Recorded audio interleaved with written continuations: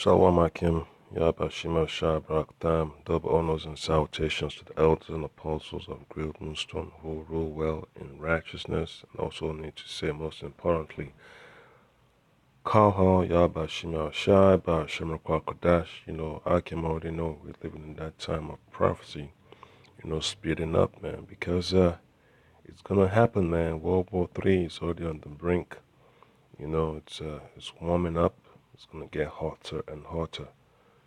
So the folks that think, the words of the Most High is not going to come to pass, they're in for a rude awakening, they're in for a heavy judgment. So I'm just going to play the video. It just sees, you know, Russia, Iran, and Turkey, they're forming those alliances that the scriptures talks about, man, that the prophets prophesied about.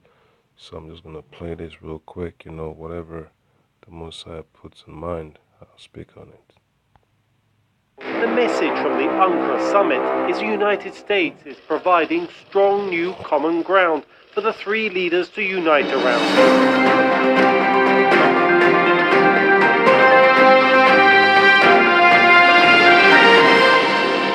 With Iran, Russia and Turkey, the main backers of the opposing sides in the 7-year Syrian civil war, they may make unlikely partners for peace. But increasingly, the leaders see one another as key to ending the conflict and achieving their regional goals.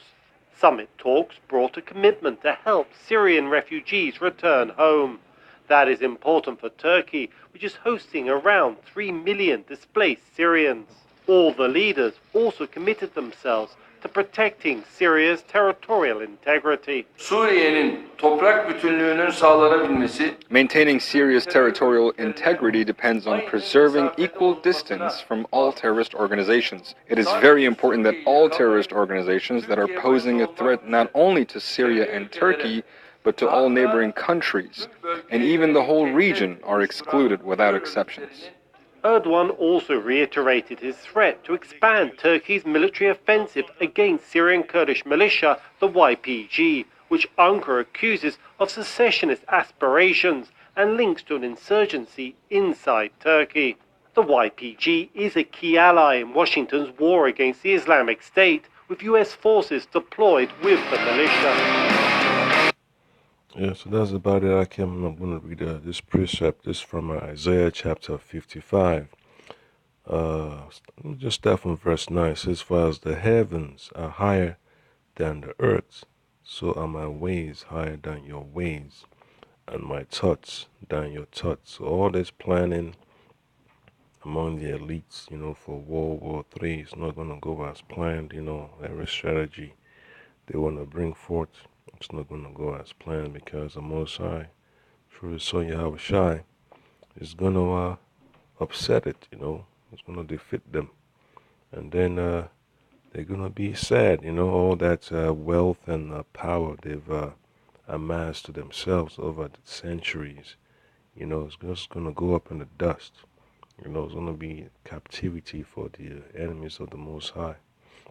And then verse 10 says, "For as the rain cometh down, and the snow from heaven, and returneth not thither, but watereth the earth, and maketh it bring forth and bud, that he may give seed to the sower, and bread to the eater, so shall my word be that goeth forth out of my mouth, and it shall not return unto me void, but it shall accomplish that which I please, and it shall prosper in the thing whereto I sent it."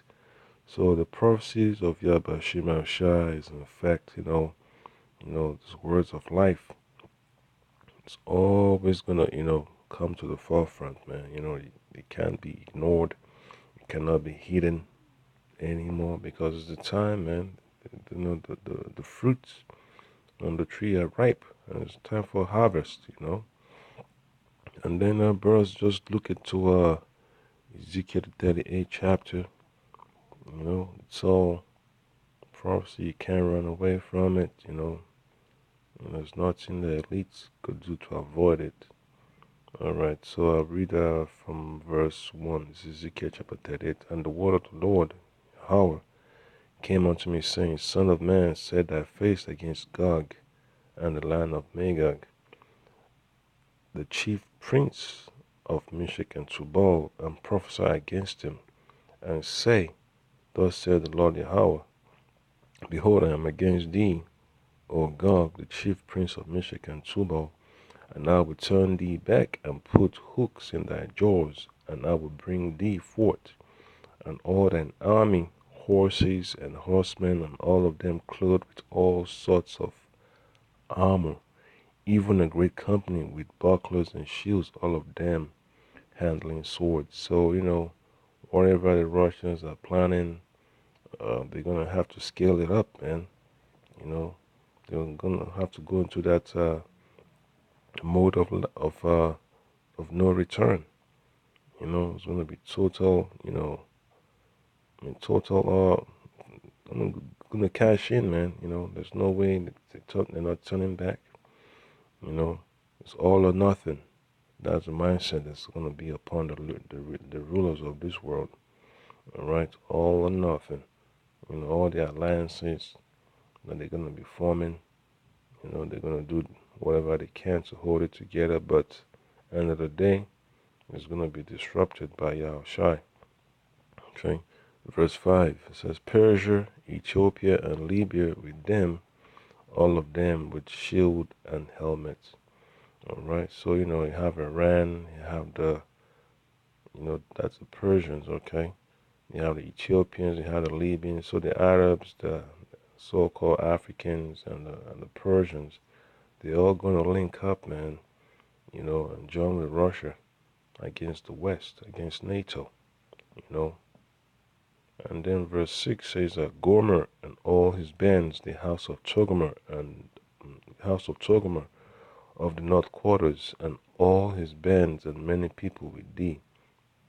Okay, and then verse 7 says, Be thou prepared, and prepare for thyself, thou and all thy company that are assembled unto thee, and be thou a god unto them. So you have Turkey, that's Gomer, you have the Iran, Persia, you have the Ethiopians and the Libyans, the Arabs and the Africans, the Iranians, the Turks, they're all going to be in the, you know, um, in the realm of Russia, man. So that World War III is going to be on and popping. It's going to be crazy because the elites in the West versus the elites in the East. They're all fighting for power. So tell, man, it's going to be terrible times, man. Folks are going to have a hard time living. It's going to be crazy. In the streets of America, streets of England, Spain, Portugal, in Europe, Africa, the Middle East, Russia, China, Japan. It's going to be so much, man. People will be on the streets protesting. They don't want no more war. That this is it. They're tired. But it's not going to happen, man, because the elites want to have this war at all costs to solidify their grip on power. Yeah, so they're willing to go to any extent, to pay off the mercenaries, their terrorist groups, to let things happen, man. So it's going to be crazy, folks that want to stand up against the elites, a carnal mindset, they're going to be defeated, man, because this battle is a spiritual battle for the men of the Lord, because carrying all those weapons and rations and that technology, whatever, gear, whatever they want, they deem that to be, it's not going to be helpful, man. They have their limitations. That's why the men of the Lord depend on Yahweh Hashem Yahushai, to get through the storm that's coming upon this place. All right, so I'm going to read Isaiah chapter 59.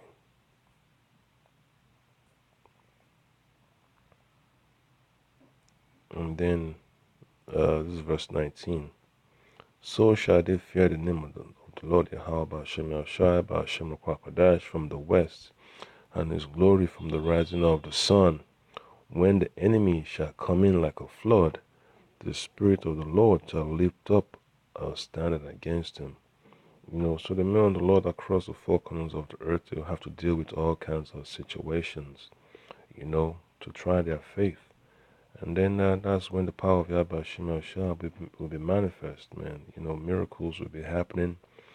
Brothers that are deemed to be martyrs for the Lord, they will have no fear of what's to come upon them. They're gonna have their faith in Yahweh Shema Shai.